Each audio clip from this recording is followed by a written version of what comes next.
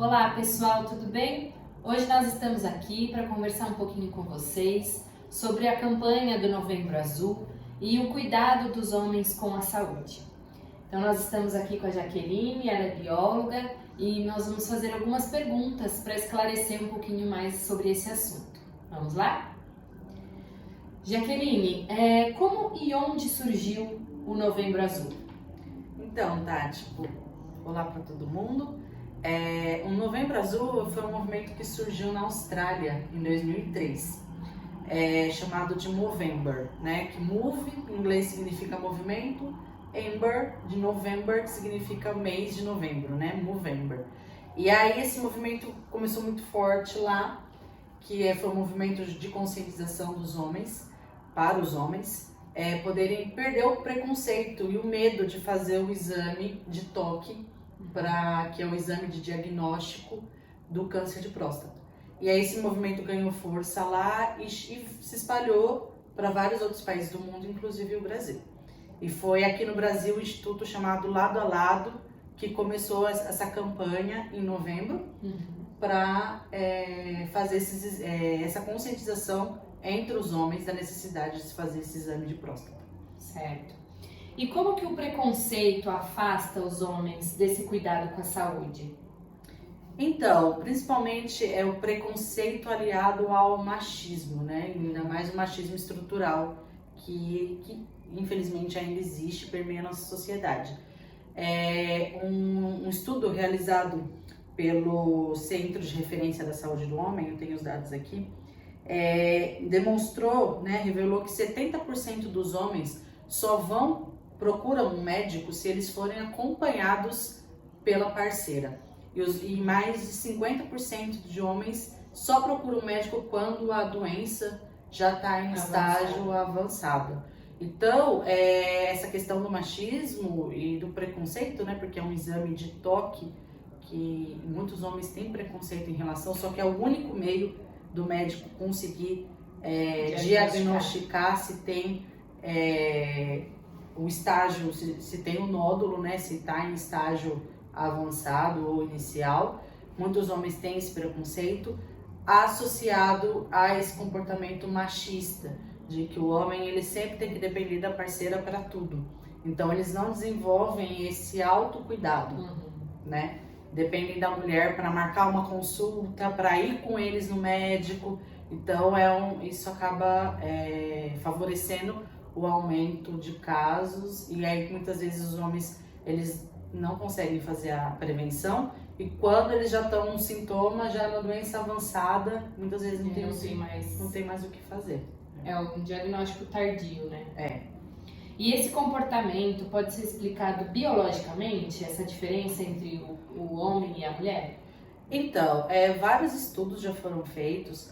Geneticamente, o homem e a mulher não tem nenhuma diferença, até porque nós pertencemos à mesma espécie, né? E por muito tempo se usou vários argumentos descabidos e não científicos, muitas vezes para tentar julgar a mulher, né? Colocar a mulher como um ser submisso, né? Em relação ao homem. Só que assim, o que tem de diferença? As diferenças são anatômicas, diferenças visuais, de corpo, físicas, e as diferenças hormonais. Por quê? Os homens, o principal hormônio que regula todo o sistema masculino é o testosterona, e das mulheres é o estrogênio. E aí, essa forma de regulagem do hormônio, ela afeta a estrutura cerebral, né? Na verdade, a estrutura não, o funcionamento cerebral, que ele começa a ser desenvolvido no intraútero, no período de gestação. E aí a quantidade desse hormônio, ele afeta algumas funções cerebrais. Isso está dividido entre lado esquerdo e lado direito? E lado direito. Então, por exemplo, nós mulheres, apesar da a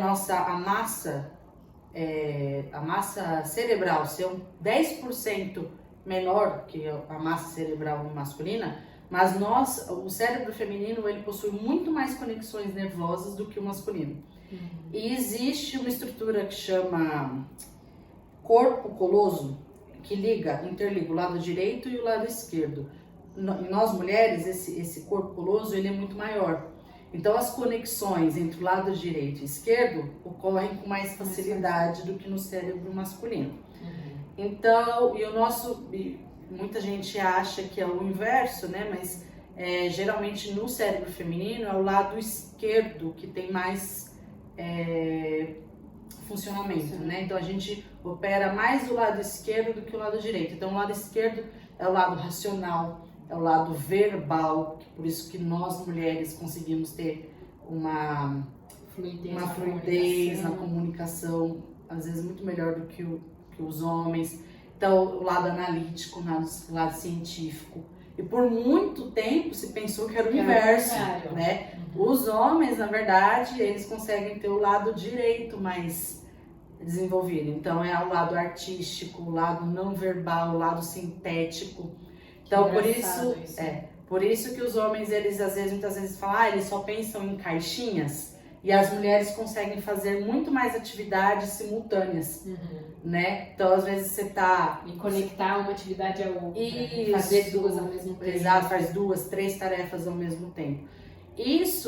Mas tudo bem, isso é uma questão fisiológica, hormonal, né? E a gente sabe que existem várias doenças hormonais, enfim, existem mulheres que têm muito mais testosterona acima do normal do que estrogênio e vice-versa. Então, mas, por exemplo, isso não quer dizer que os homens não sejam capazes de também fazer várias atividades ao mesmo tempo, de desenvolver habilidades de fala, isso não tem nada a ver. Não é impeditivo, é só uma questão fisiológica. Mas isso aliado às mulheres, que já têm essa facilidade de promover várias atividades simultâneas, aliado ao machismo estrutural da sociedade, que impõe à mulher várias tarefas e ela fica sobrecarregada, então muitas vezes as mulheres, elas lidam com isso, tentam lidar com isso com naturalidade. Então é normal para a mulher ela ser a gerenciadora de tudo. Inclusive de cuidar da saúde. Inclusive de cuidar da saúde do marido, do filho, enfim. Mas isso é uma questão muito mais da sociedade comportamental, de uma sociedade machista, do que humano, biológico, né? Qual o cenário atual no Brasil sobre a saúde dos homens? Então, de acordo com o Instituto Nacional do Câncer, né, já foi diagnosticado até meados do final de 2018 68 mil homens com câncer de próstata, né, que são os dados que eu pesquisei aqui. Então, é muito, né, se parar pra pensar, são muitos homens com esse diagnóstico. E a média de vida dos homens é muito menor que das mulheres. A média das mulheres, nós conseguimos viver em média 7 anos a mais do que os homens, justamente porque eles não têm essa preocupação com autocuidado, né? Então eles acabam sofrendo de doenças, muitas doenças prematuras. E quais são essas doenças? As principais? As principais é violência, né? A primeira delas é a violência, a segunda é acidente de trânsito. Depois a gente pode ver problemas cardíacos, que está associado à saúde, né? Problemas cardíacos, e depois o câncer de próstata seguido pelo de pele. Então isso demonstra como os homens, eles não têm esse autocuidado mesmo, né? Com o próprio corpo e com a própria segurança. Sim. Inclusive, né? Porque vários estudos já demonstraram que os homens são muito mais imprudentes no trânsito do que as mulheres. Sim. Enfim, esses índices acabam... No cuidado no geral, né? Não só com o corpo. A saúde física, mas também no cuidado aí com a vida mesmo. Sim. E como que a gente quebra esse preconceito?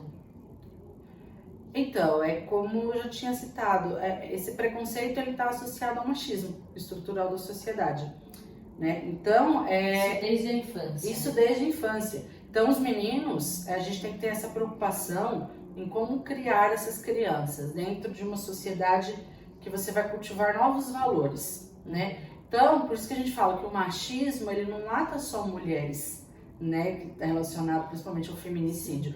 Mas ele também mata os homens, né, em relação a isso, porque os meninos, eles são criados de forma a não se preocupar com o próprio corpo, de que isso é coisinha de mulher. Então o menino chora, Ah, para de chorar porque isso é coisa de mulher. O menino quer demonstrar o sentimento. Ah, isso é coisa de mulher. Ou seja, além de você colocar a mulher num parâmetro de inferioridade, como se isso fosse algo ruim, os meninos crescem, viram homens que extremamente dependentes emocionalmente, né? Eles vão ter muitos problemas psicológicos, de relacionamento, de conseguir ter as rédeas da própria vida, sempre dependendo de uma mulher que faça tudo por ele. Então, e além de tudo do preconceito, esse preconceito besta, né? Porque isso também está associado ao machismo do exame.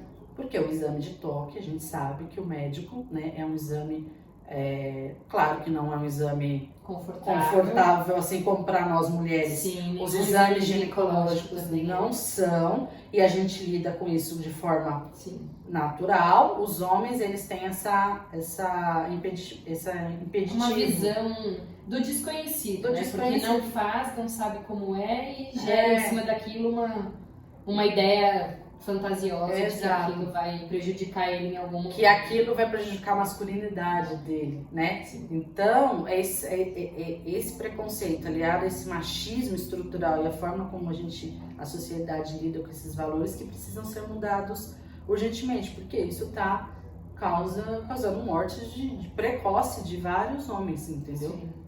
Sim. E quais são os principais cuidados que o homem deve ter com a saúde? Basicamente os mesmos que nós mulheres, né? Então, assim como nós também temos problemas hormonais, eles também têm. A gente vive, claro que nós mulheres, por conta do período fértil, né, associado à possível gestação e tudo mais, a gente acaba sofrendo um pouco mais com o problema hormonal. Mas os homens também são regulados por hormônios, né? Então, ter uma dieta balanceada, praticar exercícios físicos, fazer os exames, o check-up anual, né? Principalmente ter cuidado com a obesidade, que acho que é a terceira causa que causa mais morte entre os homens é a obesidade, porque isso causa uma disfunção hormonal também, e aí pode gerar tumor, problemas cardíacos, né? Então, basicamente, cuidados com a pele, porque os homens também têm muita resistência contra isso, né? Por isso que o câncer de pele é o que mais mata os homens depois do câncer de próstata. Então, a gente tá falando pra você ficar, o homem ficar passando creme o tempo todo, né? Como muitas mulheres gostam de ter cremes, o creme de rosto, creme para corpo. Mas pelo menos ter a preocupação de passar um protetor solar, né? Porque a falta do protetor que causa o câncer, né? De pele.